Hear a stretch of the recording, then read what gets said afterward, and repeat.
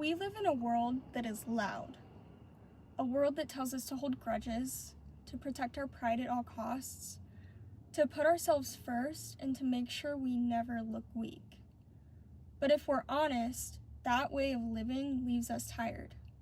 It leaves us chained to bitterness, regret, comparison, and broken relationships. The good news is that Jesus offers us another way. His way is freedom, not the kind of freedom that defines as doing whatever we want, but the kind of freedom that comes from laying down the weight of anger, guilt, and resentment.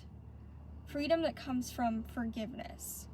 Freedom that allows us to respond with love when others expect hate. Freedom that allows us to walk in grace with healthy boundaries and to seek reconciliation instead of division. What I want to share today is not just theory. It's practical. It's the way the Bible calls us to live, and when we do, we find that the peace of Christ changes everything. And the first place we find that kind of freedom is in forgiveness. Ephesians chapter 4, verse 32 says, "Be kind and compassionate to one another, forgiving each other, just as in Christ God forgave you." Forgiveness is the starting place for freedom. Without it, our hearts harden and bitterness takes root. We start carrying around heavy baggage that God never intended us to hold on to. When we refuse to forgive, the person who wronged us isn't the one held captive.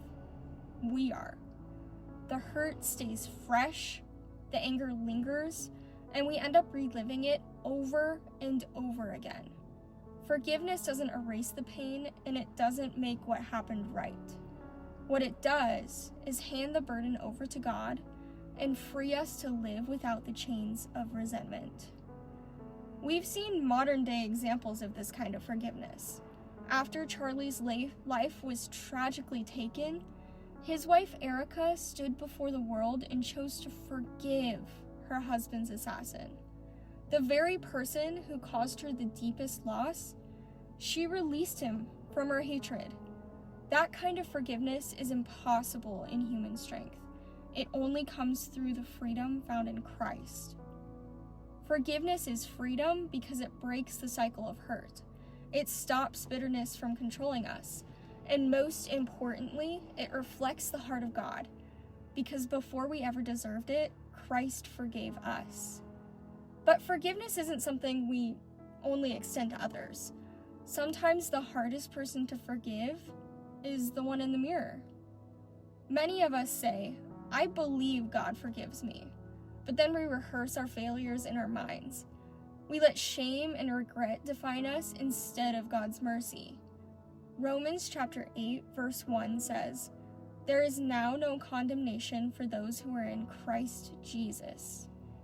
If God had chosen not to condemn us, why do we still condemn ourselves?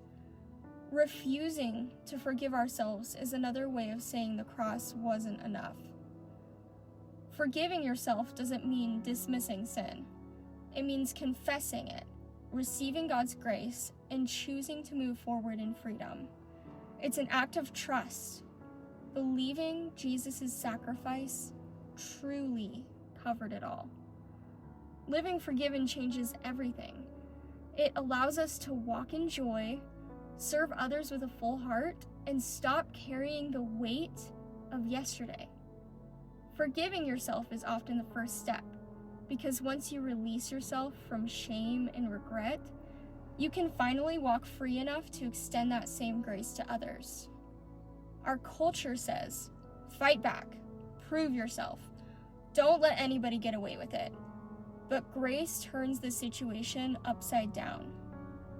Colossians chapter 4, verse 6 says, "Let your conversation always be full of grace, seasoned with salt, so that you may know how to answer everyone." Grace doesn't ignore wrongdoing. It transforms the way we respond to it. It softens hearts, calms conflict, and points people back to Christ instead of fueling division. Jesus modeled this perfectly. As he hung on the cross, mocked and beaten, his words were, "Father, forgive them, for they know not what they do." Grace isn't weakness, it's strength under control. It's the courage to reflect Jesus when everything in us wants to react with anger. Responding with grace shows the world a different way, one that leaves room for God to work in the hearts of those around us. But let me be clear. Showing grace doesn't mean allowing people to misuse us. The Bible teaches us to set healthy boundaries. Proverbs chapter 4, verse 23 says, "Above all else, guard your heart, for everything you do flow from it." To guard our hearts means to protect the life and calling that God has entrusted us with. Without boundaries, we risk enabling sin, exhausting ourselves, or living in resentment.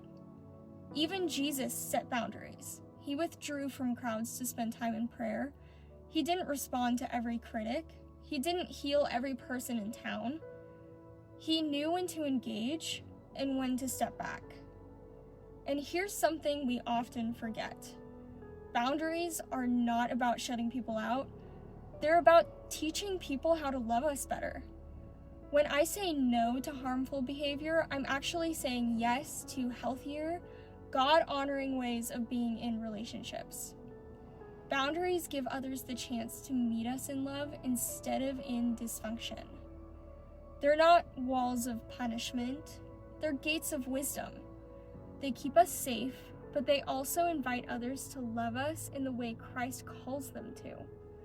In that sense, boundaries are an act of love, both for ourselves and for the people around us.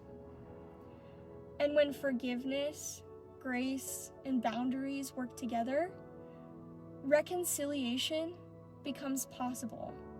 2 Corinthians chapter 5, verse 18 says, "God reconciled us to himself through Christ and gave us the ministry of reconciliation." Our call as believers is to reflect that same heart, restoring what sin has broken. Reconciliation doesn't always mean things return to the way they were.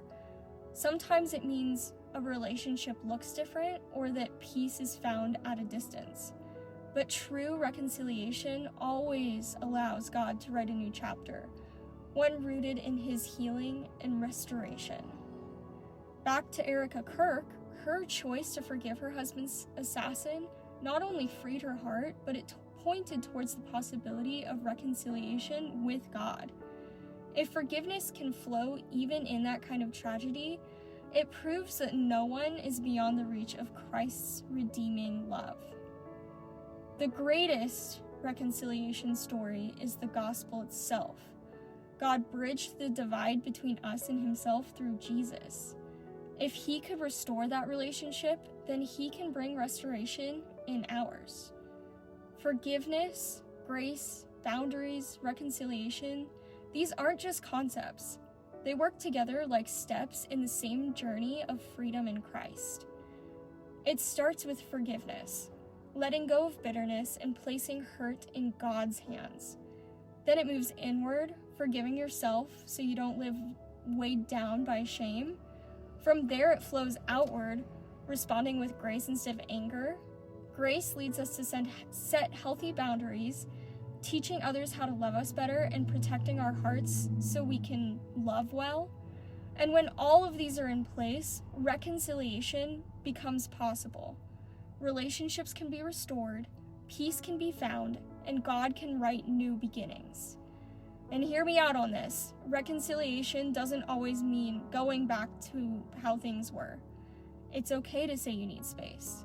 It's okay to love someone from a distance. Boundaries are not a lack of forgiveness. They're often the very thing that allows forgiveness to stay genuine and love to stay pure. So, I want to leave you with this. Where is God asking you to step into freedom today? Do you need to forgive someone? Do you need to forgive yourself? Do you need to meet someone with grace even though your heart wants to push back? Do you need to set boundaries that protect your heart and show others how to love you better? Or is it a time to take a step toward reconciliation? Whatever it is, remember, freedom in Christ isn't about living perfectly. It's about living surrendered, where love is stronger than hate, peace is stronger than chaos, and grace is stronger than bitterness.